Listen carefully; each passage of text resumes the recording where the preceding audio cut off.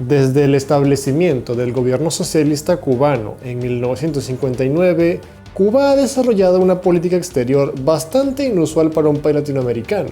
Durante la Guerra Fría, allá por los años 60, 70 y 80, Cuba llevó a cabo una gran cantidad de intervenciones militares a lo largo y ancho de Sudamérica, África, el Caribe o el Medio Oriente. En el caso del Caribe, hubo una acción militar cubana que involucró a la República Dominicana y que por muchos años ha pasado desapercibido por muchas personas. Se trata de la agresión cubana a la República Dominicana de 1977, también conocida como la Operación Pico. En 1977, en medio de la intervención cubana en Angola, en África, la República Dominicana confiscó un par de barcos pesqueros cubanos, quienes se sospechaba que venían de Angola, que habían entrado sin permiso en aguas territoriales dominicanas y se encontraban haciendo tareas de espionaje. Cuba negó todas estas afirmaciones y afirmó que se trataba solamente de un error, por lo que le exigió al país vecino que liberara a los barcos con toda su tripulación. Pero la República Dominicana, muy seguro de sus posturas, rechazó estas solicitudes y se preparó para llevar a juicio a los capitanes cubanos. A partir de este momento, según los cubanos, los dominicanos habían asumido una postura muy arrogante, poco amistosa y anticubana, por lo que comenzaron a planificar una agresión directa hacia la República Dominicana. Para presionar al gobierno dominicano de cumplir su voluntad, el gobierno cubano organizó una expedición militar aérea hacia la República Dominicana utilizando 12 aviones MiG-21, los más modernos y poderosos de Cuba y probablemente de gran parte de Latinoamérica en ese momento.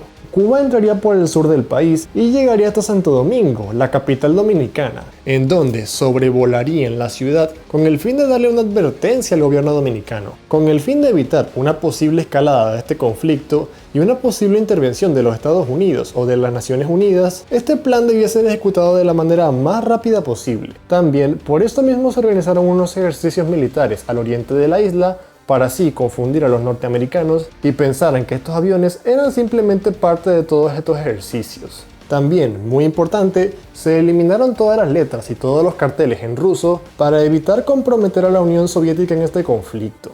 En una mañana tranquila a finales de 1977, el plan se llevó a cabo y la ciudad de Santo Domingo fue sorprendida por aviones cubanos. Los MiGs cubanos dispararon hacia el aire con el fin de simular ataques, pero sin atacar realmente ningún objetivo de la ciudad. Rompieron la barrera del sonido, volaron muy cerca de los edificios y de las casas, rompiendo cristales y sembrando el pánico entre los dominicanos y los turistas.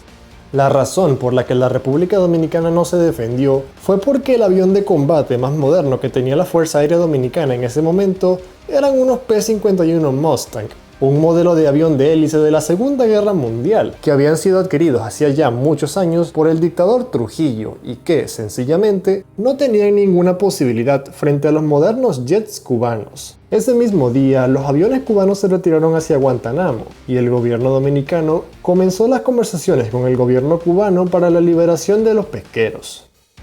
Al final, Cuba logró su objetivo. La República Dominicana fue intimidada y fue forzada a liberar los barcos pesqueros cubanos. Según la versión cubana de los hechos, este episodio normalmente es retratado como una gran victoria, como una muestra de lo eficaz que podía ser la Fuerza Armada cubana para defender sus intereses en la región.